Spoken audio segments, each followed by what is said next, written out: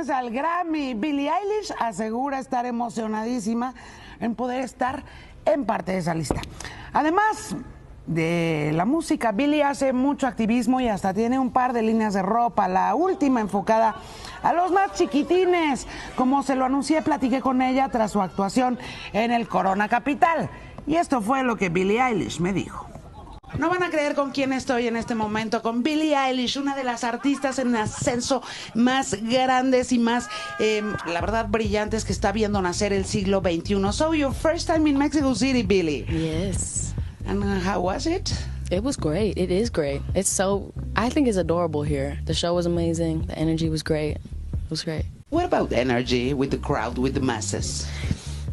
I mean, like it's just a feeling. Like there's shows that I've done where you come off stage and everybody thinks it was amazing, and this happened and this happened that was good, but it's just like sometimes you just don't feel it, and it doesn't matter how good it was. There's just like something in the air that's like not right, and I feel like last night it was just like just good. It was just like good, like just love coming from the crowd, I feel like. What kind of Mexican love? What would you say about Mexican love?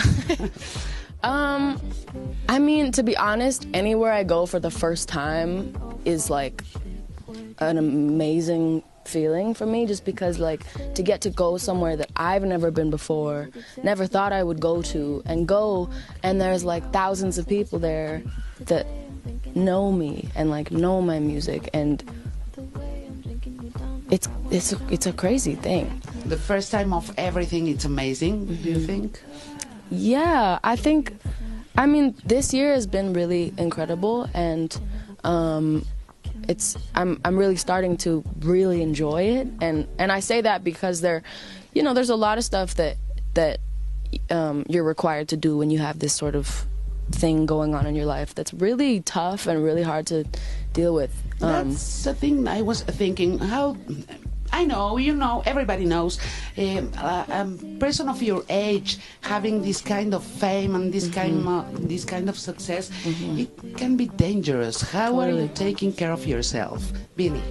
I mean, to be honest with you, I wasn't really for a while, and only we were talking about it last night, 5 months ago, which feels so recent to me. I kind of started to, I don't know what changed. I think a lot of things changed, but I just started to enjoy myself and be happy and be grateful and see what was going on. What's your life? What's your life right now? Crazy. What is it? It's I mean, you could never have told me that this would be my life. If I was 12 and you came up to me and you were like, Billie, this is what your life is going to be in however many years, this is it, I would not believe you. There's no way I would believe that. I wouldn't understand it, and I don't know. It's really a crazy thing I get to do, and I'm so happy that it's the way that it is, because it could so easily have taken some turn where it was just horrible. There's a lot of hate, don't get me wrong, but that doesn't matter when there's a whole group of people and a whole world of people kind of that just are there. I don't know. What do you think about hate? Because your generation, it's going through hate like mine didn't, and the generations before us didn't in that way because of social media. How do you think about that? What do you think about it? I mean, it's almost worse, but it's almost better in a way. I don't know. I think it's a lot easier to hate now, because it's not like people only just started hating on things. Everybody's hated things since the dawn of time. You have opinions and you don't like things, and you do. That's just how people are, and that's normal. But I think the internet has made it this weird thing where it's it's because everyone is entitled to their own opinions and their own feelings, but I don't agree that, you know what? Okay, here's what I feel about it. Sometimes I see hate, either it's about me or somebody else or whatever, and honestly, it's just it is what it is. You just have to let it go.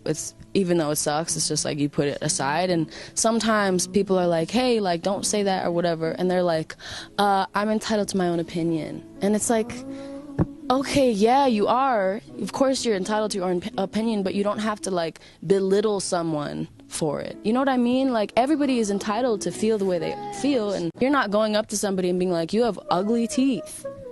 And then being like, I have an opinion, that's fine. It's like, well, but that's not helping anyone. Like, you belong to a generation of I would say girls, but women that are changing the approach of their public personas and their empowerment in a way that my generation or eldest couldn't. That's a responsibility, amazing responsibility, with lots of opportunities. Totally. It's a crazy thing. I mean, to have any impact on anyone is one thing, and to have an impact on a whole, like, you know, to have somebody tell you, you know, you're the reason that I blank, or that I do this, or that I dress like this, or that I feel comfortable on my skin, that I feel like I can be myself, that I can do this, I can do that. It's like, it's an insane, like, beautiful thing that I get, and I don't know, to have any impact on anyone is like... for instance, you're going to make something with Rosalia, for instance. Hopefully, yeah. I mean, we have some stuff. We're both so busy that we have not gotten back to finishing it, but it might come. We're waiting, anxiously waiting for it. And for instance, Greta Thunberg. Greta is doing, I feel like, everything she can and more. I look up to her so much. I mean, also because I know what it's like to be 16 as she is. I know what it's like. I mean, I was like 13, 14, 15, and 16, you know? So I understand the pressure. You're I mean, not that old. Come on. Come on, she's 17. I know, but it's like, I know what it's like to be young and be looked at. And especially with the eyes that are on her, it's like so much more dangerous than what I had and what I have, you know, because she's really doing stuff. She's really getting in people's heads, and that's good. You can change. You girls, you can change, at least in a piece, the world. I hope so. Everybody has their own bad guy, or is the bad guy or the bad girl or the adversary of someone. Yeah, true. Everybody hates somebody. Everybody is loved by somebody. Everybody's hated by somebody. It's just the way it is. This is a great kid that it's like connecting with the worldwide. I know. It's crazy. It's because you crazy. address pain. Nobody else is doing in the way you do. Addressing pain, you know. Thank you. It's funny, the reaction to that at first, when I first put out stuff, was like, she's too depressing, nobody's gonna listen to this.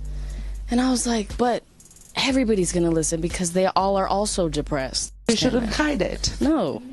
I mean, don't be like screaming in people's face that you're upset, but it's like, don't hide it. Yeah. And to be happy, you have to address the pain first. Yeah.